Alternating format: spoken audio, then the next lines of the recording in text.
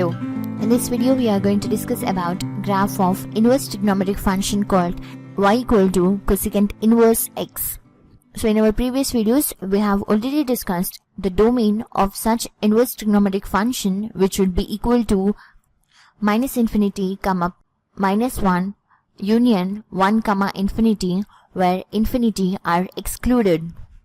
And the range of such function would be equal to minus pi by 2 comma 0 union 0 comma pi by 2, where 0 is not included.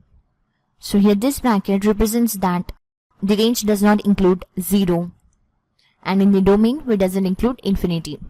And now let's revise how to draw a graph of trigonometric function y equal to cosecant x, so that we can draw a graph for y equal to cosecant inverse x. So in that case, let us consider the values of x which are in between the domain, that is minus pi by 2 to pi by 2. So here these are the values, and now by substituting these values of x we get the values of y, and now the values of y are plotted on x-axis as it becomes the domain.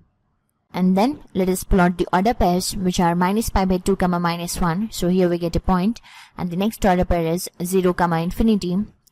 So no need to draw a line over 0 again, and then the next order pair is pi by 2 comma 1. So here we get a point. So according to the trigonometric function, we already know that the graph will be in U shape.